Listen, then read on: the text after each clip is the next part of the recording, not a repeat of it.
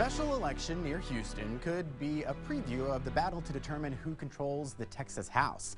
Republican Gary Gates faces Democrat Eliz Markowitz in a runoff election in Texas House District 28. It's in Fort Bend County, which is a Republican stronghold, but changes in the population are giving Democrats hope to take the seat.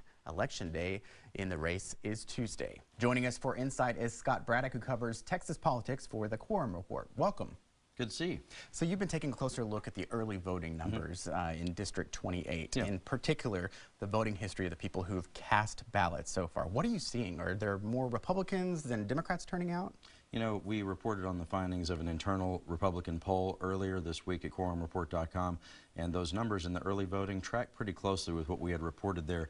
The Republican was said to be up by about 13 points, which is a big spread, and not what Democrats want to see. When you look at the early voting, what they're able to do, of course, is go back and say, do the people who voted so far, have they voted before in a Republican primary or a Democratic primary, or neither? And what we're seeing so far, I think on the first day of early voting, it was tracking pretty close to the poll, with Republican strength being about 51% of those who had cast ballots already, and about 36% of those who had already cast ballots had some history of voting in Democratic primaries.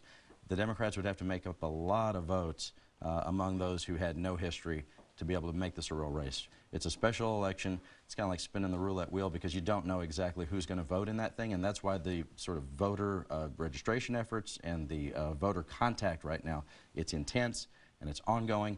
In fact, you may have seen Governor Abbott said that from his campaign they had announced they were going to bus people in from all over the state, sort of a strike force to go in there and try to make sure that that seat stays in Republican hands.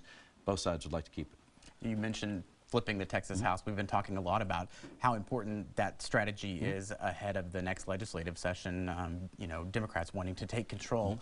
There's been a lot of money and effort put into this race, but is this race important to that larger effort? It is, in this sense. If Democrats can win there, and like I said, anything can happen, it's a special election, and I'm not in the business of making predictions. If they can win there, then that's a huge just fundraising gold mine, right? Because they can then say, if we can win in that district, we can win anywhere. So they go to their contributors and say, we need millions of dollars to be able to flip the Texas House. This is the case study. That's the way they'll portray it. But if they don't win, well, they'll say, well, that's a Republican district anyway. We can never win that seat. Yeah.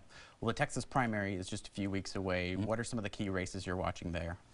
In the primary, of course, we're going to figure out which two Democrats will advance to a runoff to take on Senator Cornyn this fall. That's going to be key. I don't think any of the candidates who are in that group of candidates, it's 8 or 9 people who are running, none of them have really caught fire just yet. We'll see, you know, whether or not it gets nasty in the runoff. That's usually what happens.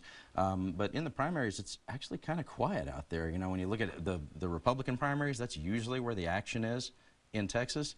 And not so much this year. When you look at the fundraising numbers so far that we reported over the last couple of weeks, the first campaign finance reports are coming out. I know you reported here. Looks like more of the dollars are aimed toward November and these efforts by Democrats to try to make up some more ground in the state. Yeah. Well, I appreciate you being here and letting us know everything that's going on. You bet, anytime.